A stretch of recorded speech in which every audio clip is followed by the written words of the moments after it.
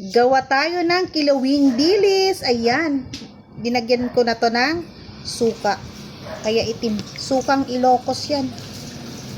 Dinuto muna sa sukang Ilocos. Tapos saka natin tanggalan ng ano to, yung kanyang tinik. Yung ulo at tinik. Ganyan. Para pag kinain, hindi na problema, hindi ka na matitinikan. Kain lang ng kain. Ayaw ko sa kilawing dilis yung may tinik. Hindi ako nasasarapan. Mahirap ng matinik, alam nyo na yon mga kakusina, di ba? Masakit ang matinik. Kaya pag kumakain ako ng isda, gusto ko yung malalaki yung tinik para tanggal na kaagad. Makikita mo. Kaya pag sa bangus, dapat naka boneless. Or hinihimay ko siya talaga. Kakain ako mag-uulam kami ng bangus, matagal akong kumain dahil nga mabilis akong matinik. Ayan. Favorite namin to ni Habi. Maliliit nga lang itong dilis na nabili namin kanina. Pero okay na yan. Yung iba pag ganito kaliliit, hindi na nila tinatanggal yung ulo at saka yung tinik niya. Ulo, bituka at saka tinik. Pero ako, talagang tinatanggal ko yan. Sinatsaga kong tanggalin. Ayan. Tuloy ko lang to mga kusina. Mamaya na uli pag natanggal ko na lahat yung kanyang tinik. Tsaka naman tayo maglalagay ng kanyang ingredients para maging kilawin. Tapos na. Ayan na. Anuhan natin. Pigaan natin itong ating himay o natanggalan ng tinik. Tanggalin natin yung niya, suka. Yan. Lumabas yung mga muscle kong malalaki.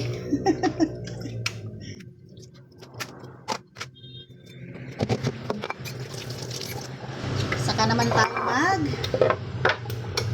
iwain natin tong sibuyas.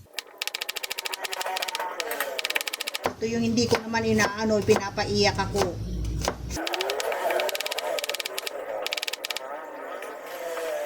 Sakit sa mata.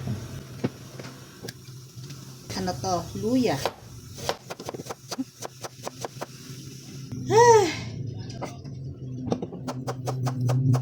Nangaaway yung sibuyas. Pinapaiyak ako.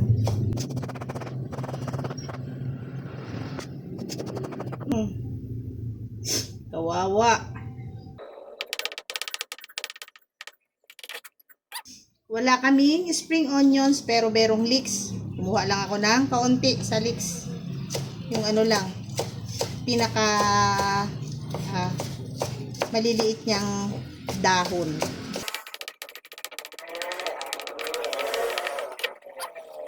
At meron tayong siling green. Ang pangit ko pa namang umiyak. Kumuha.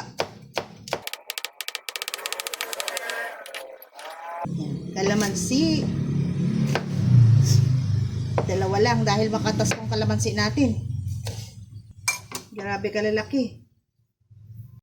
Pigaan natin ng kalamansi. Grabe makatas ng kalamansi natin. Lagyan din natin ng asin. Iodized salt yun. At saka ito, paminta.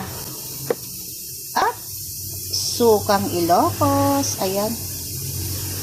May nakababad sa sili. Haluin na natin ang ating kilawing dilis. Masarap tong ulam. At masarap ding pulutan syempre. Sa mga nagsashot puno dyan, abay. Napaka-special ng kanilang pulutan pag ganito ang hinarap nyo sa kanila. Made with love. Dahil sa paghihimay pa lang talagang napaka-special na ng pagkakagawa. Talagang paghihirapan mong himayin para hindi sila matinikan, di ba? Ayan. Okay na to mga kusina. Ayan, sa mga naglalagay ng MSG, lagyan nyo na. Or kung ayaw nyo naman, pwedeng lagyan ng kaunting asukal. Ayan, magbabalance ng kanyang lasa. Ayan, ready na yan. Tikman natin. Ayan, tikman natin ang ating kilawin na dilis.